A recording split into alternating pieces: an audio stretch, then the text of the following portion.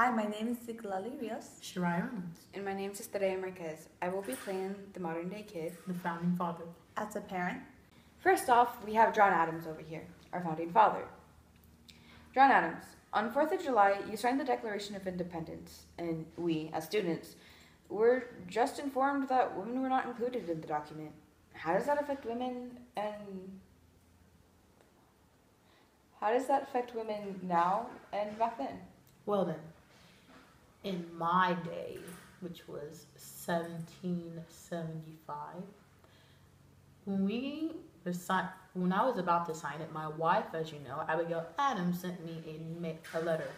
She sent me a letter saying that she wanted us to include women. I said, no, you muling quim. Go back to your work and have more babies. And while you're at it, make me some breakfast, some bacon breakfast. But then I realized that I was wrong because that was my wife. She is a human being, not my servant or my slave. She's my wife, and I should have treated her like my wife. But now that I am back here at this very spot doing this introduction to you guys, I see that there are beautiful women now. They are older and they are working. They're getting a free education, or they're getting a education, and they're being treated with respect. They're being treated like human beings. And right now, as I sit at this table, I see that we are, as the people that were signing the Declaration of Independence, we were wrong. So, my second question for you, John Adams, is you used to have slaves, correct? Well, now that you see them out and about and walking and basically free, how does that make you feel? It makes me feel quite surprised because we, as the founding fathers, we didn't have that in mind. We weren't even thinking about color black people.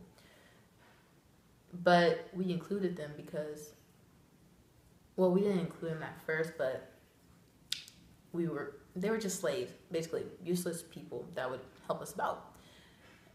And now that we see them walking around freely, we now realize how wrong we were because they're people as well.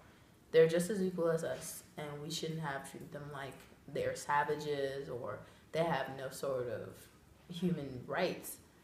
And them and along with the other minorities, they are very helpful. They help us. Now that I see them, I think that we were wrong again for not including colored people. my question for you, founding father, is what would happen if you actually communicate with other countries? You mean if the U.S. Constitution wasn't here? Correct. Well, if the U.S. Constitution wasn't here, back then we were thinking that we should have an alliance with France, as you know. We wanted to have this because Britain and France, they weren't really in an agreement at that time. Actually, they kind of hated each other. As you know, I used to be British. And we realized that with them on our side, we would have the opportunity, the upper hand, to just beat Britain, tell them that this is our land and you will not mess with it, along with a little bit of something with France. But what we didn't think about was that France, they're in debt as well too.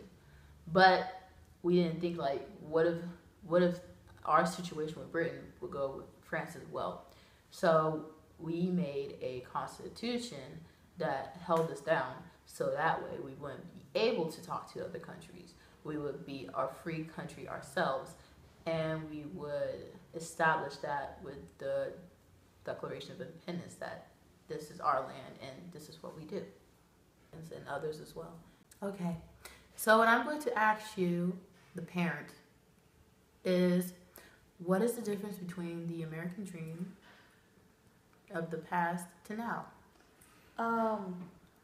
Well, the difference is back then we used to be fighting. Well, not exactly fighting, but we used to be working for England, and serving them, and we have slaves and everything. But now we're kind of still fighting in the equation. The difference instead fighting other countries like England, we're kind of like still fighting now in our society in the country of America, because there's some people are still racist, some people are against from each other. So yeah. Okay. And the next question is, how do you think America relates? Idea. How do you think America ideals would differ if we hadn't won the war and didn't have the Declaration of Independence? I believe if we didn't hadn't won the war and didn't have the Declaration of Independence, we wouldn't have our freedom, and we were probably still serving England, as I said before, and probably have the kings and queens once again, and slaves, and we wouldn't have the freedom like we have today right now, as we want today. Yeah. Okay. What do you think about the future of America? What I think about the future is, I believe the good part about it is that we are getting along, and like everybody from around the world are together, and nobody is really against each other as much anymore of living this state. But at the same time, I believe it's not going to be that well, because people still there's still racism, there's other people are against with other kinds of people, and it could be fighting involved, like gang members. And my question to the children, well, kids, is how do you feel about John Adams' response to Abigail Adams' letter if it was you? If I were Abigail Adams, pardon, I'd probably be quite mad, because the letter that she sent to him was saying, don't forget about them, don't forget about, women, and that it's important to realize that girls, if you may, aren't just there to be used. They're there to be people, because after all, they're the same species. And so back then, there's a lot of abuse towards women, because they were seen as just to be there as sex slaves, if you will, and to do cooking, cleaning, and take care of children. They were a reproductive system. And the response that Abigail Adams got back from her husband, John Adams, was something of a slap in the face, saying that that's what they are, that's what women will kind of always be. And if I could, back in the day, I'd probably divorce him, because saying something that is quite offensive, if you may, is very rude. I mean, women did and do deserve respect. And I would be quite infuriated if I had gotten that response back from John Adams, and if I was his wife. And my second question is, did you know George Washington was not the first to sign the Declaration of Independence? I did actually know that. I can't necessarily recall in what grade or what time period that I had learned that, but I did know that George Washington wasn't the first to sign it. He was, in fact, in New York at the time, helping Manhattan against the Brits. He was trying to make sure that they were more or less protected, and, he was fighting a war. He was trying to help his country, or his new founding country. Right. And my last question for you is, did you feel as though the true American dream has been achieved? I feel like the true American dream has technically been achieved, for the fact that, rich white old men were kind of top priority then. But if it was a complete all equal thing where it dealt with blacks, whites, any other color you can think of, it has been achieved. I mean, there's a lot more that's been going on. There's so many different things that have been happening within our government, within us as people, where we've expanded more. We have the LGBTQ.